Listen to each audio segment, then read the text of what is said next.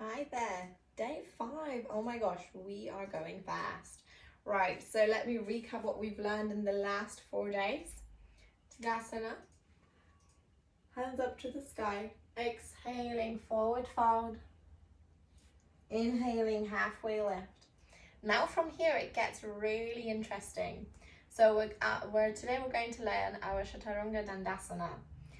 From a halfway lift, let me show how this looks like. We exhaling, pressing the hands, pressing and grounding ourselves in the mat, putting the feet back behind us, and then there's a few options to go from here. I'll show you the couple ones now without talking so you can guys see how this looks like. Option 1, option 2, option 3, and that's our Chaturanga Dandasana. So if we meet on our 4s, or if you're watching this and then doing this afterwards, here we want to make sure that we are having our starfish fingers pressing all of the fingers and the palm of the hand into the mat.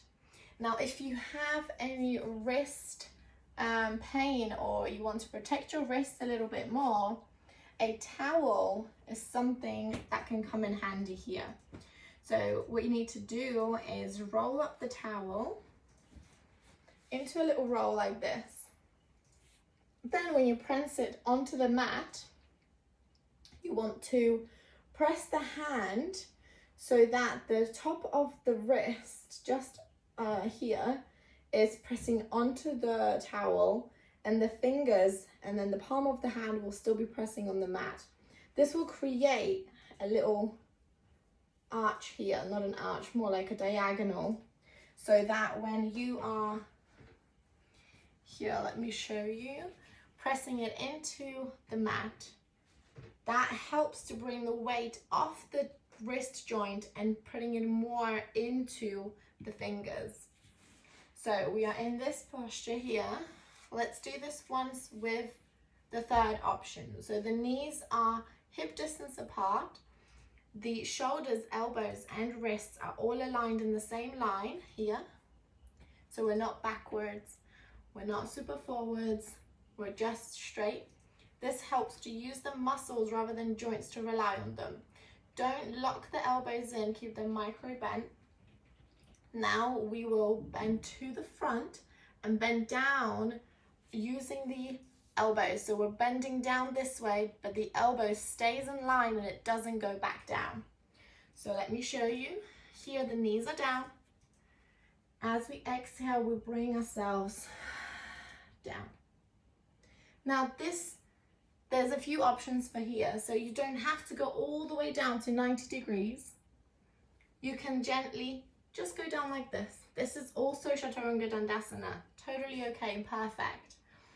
Here we want to engage the core so that we're protecting our lower spine.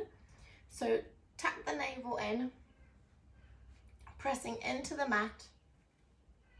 Elbows remain in line, abs engaged, exhaling, bending forward. Shoulders remain away from the ears, they're relaxed. Now one thing I like to do to test myself if I definitely keep the elbows in line and they're not coming backwards, is to lay a block or a book, something behind it. So here is my hand, pressing it against again here, coming into positioning. Now with this way, if I bend the elbow, the block will fall. So keep the block there, engaging through the hands into the mat, and we press forwards. And the block remains there. If I bend it, the block will fall. This way you know that you're doing it correctly to protect all of your shoulder, elbow and wrist joints. So practice it with this, it's a great way to practice.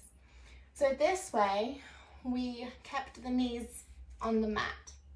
Now if your body feels like it wants a little bit more, then you can come on the top of the balls of your foot, so just with the toes, and do the same thing.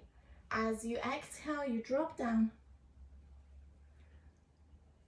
Elbows don't pull back, otherwise the block would fall. Engaging your core, very important here. As you're in this plank posture, pressing in, not collapsing into the shoulders, pressing in, pressing down. Engaging the core to protect the lower back. So, from that, definitely a little rest, maybe shake the hands a little after working that out a little bit. That's our day 5. Tomorrow we'll show you the next posture, and then we'll be able to do it all, the Surya Namaskar. So don't forget about the hashtag, don't forget to share. Contact me if you have any questions, and excited to see you tomorrow.